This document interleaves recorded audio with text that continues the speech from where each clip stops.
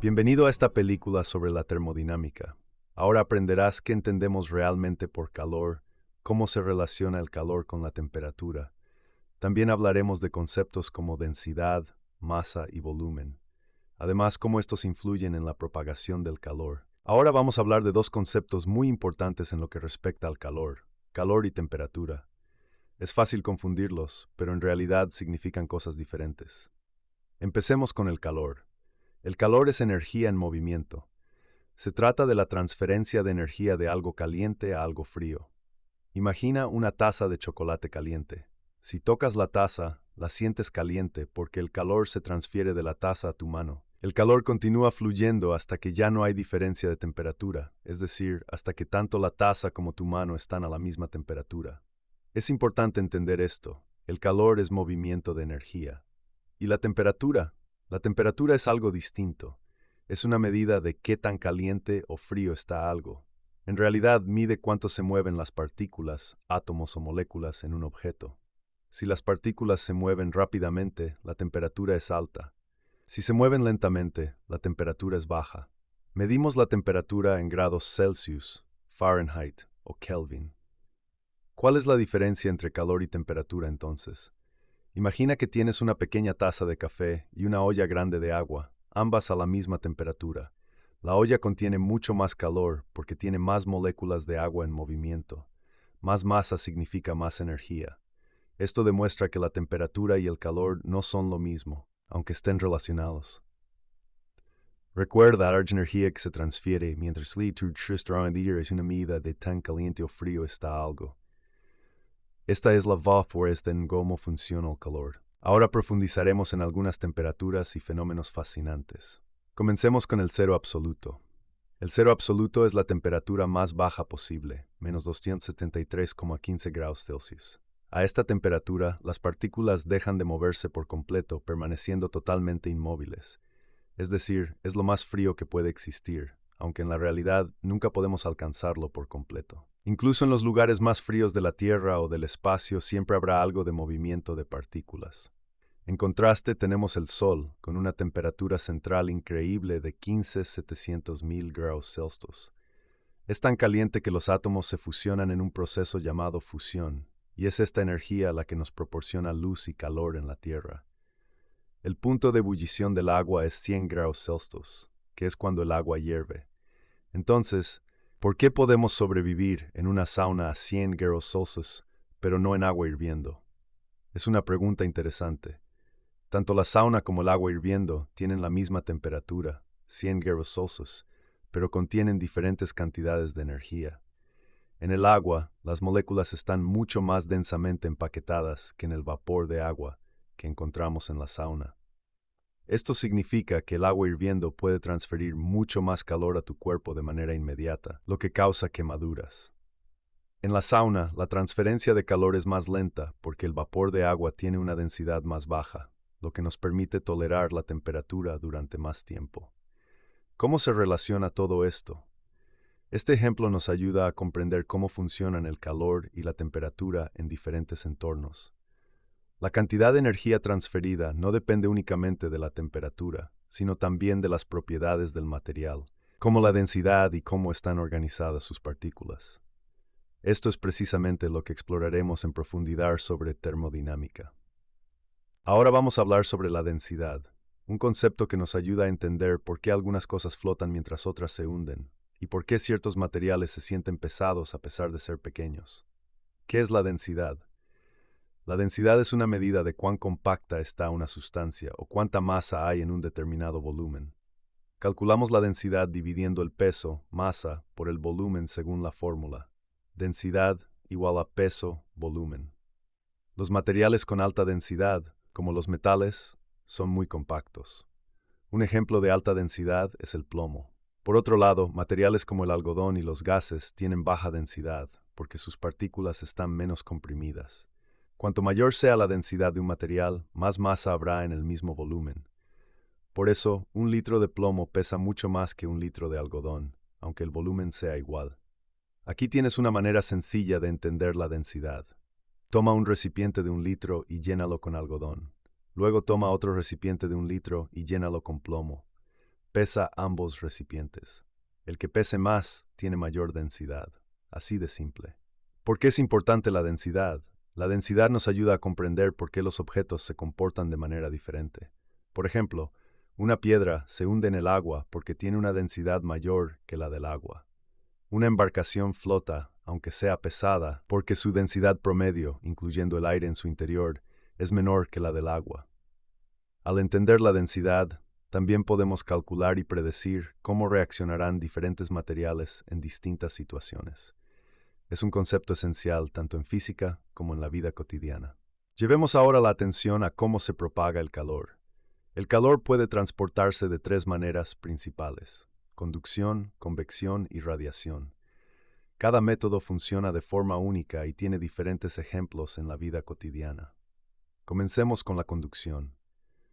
¿Qué es la conducción? La conducción ocurre cuando el calor se transfiere a través del contacto directo entre materiales. Cuando un material caliente entra en contacto con uno más frío, los átomos o moléculas del material caliente comienzan a vibrar más rápido. Estas vibraciones transmiten energía a las partículas vecinas, haciendo que el material frío se caliente.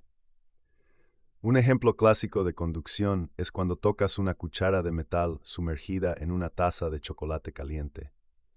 La cuchara se calienta porque el calor se transfiere desde el líquido caliente a través del metal hasta tu mano. Este proceso ocurre más eficientemente en materiales como los metales, que son buenos conductores de calor, mientras que en materiales como la madera o el plástico, que son malos conductores o aislantes, la transferencia de calor es mucho más lenta. La convección ocurre en líquidos y gases.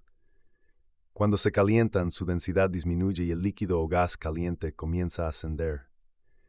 Al mismo tiempo, los líquidos o gases más fríos descienden, creando una circulación. Un ejemplo común es que quizás hayas notado que el aire caliente sube mientras que el aire frío desciende. Este fenómeno explica por qué sopla el viento y también es una de las razones detrás de los diferentes patrones meteorológicos presentes. ¿Y qué es la radiación? La radiación es un método mediante el cual el calor se transfiere en forma de ondas electromagnéticas. No requiere un medio, lo que significa que el calor puede propagarse incluso en el vacío. Un ejemplo claro es el sol. El sol calienta la tierra mediante radiación, a pesar de que no hay aire entre el sol y la tierra. La energía nos llega en forma de luz y calor. Ahora hablaremos de la escala de temperatura Fahrenheit, que es una de las varias formas de medir la temperatura. Aunque en Suecia usamos principalmente Celsius, Fahrenheit es común en Estados Unidos y en algunos otros países. Fahrenheit es una escala de temperatura creada en el siglo XVIII por el físico alemán Daniel Gabriel Fahrenheit. Sirve para medir la temperatura al igual que Celsius, pero tiene puntos de referencia ligeramente diferentes. ¿Cómo funciona esta escala?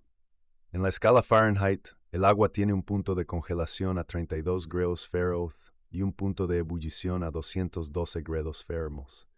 Esto significa que hay 180 grados entre el punto de congelación y el de ebullición, en comparación con los 100 grados en la escala Celsius. Por esta razón, cada grado Fahrenheit es más pequeño que un grado Celsius, lo que puede proporcionar valores más precisos en algunas mediciones. Ahora pasemos a la escala Celsius. Celsius es una escala de temperatura creada en el siglo XVIII por el astrónomo sueco Anders Celsius. Lo que hace única a la escala Celsius es que está basada en los estados del agua. El punto de congelación es 0 grados Celsius, que es cuando el agua se congela, y el punto de ebullición es 100 grados Celsius, que es cuando el agua hierve. Esta escala es muy intuitiva porque se basa en referencias fáciles de entender. A diferencia de la escala Fahrenheit, donde el punto de congelación es 32 grados Fahrenheit y el de ebullición es 212 grados Fahrenheit, la escala Celsius es más sencilla de usar para interpretar los estados del agua.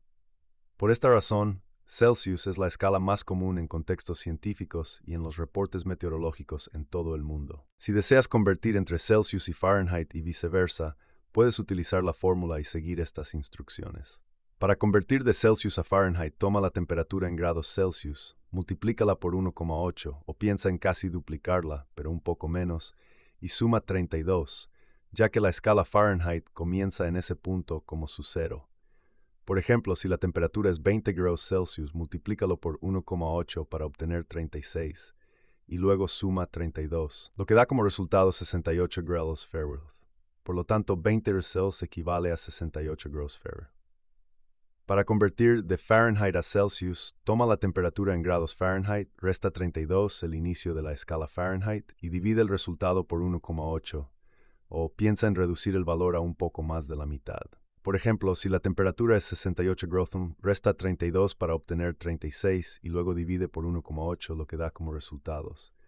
Por lo tanto, 68 grados equivale a 20 grados Celsius. En resumen, la escala Celsius se utiliza en todo el mundo para informes meteorológicos, experimentos científicos y en la vida cotidiana.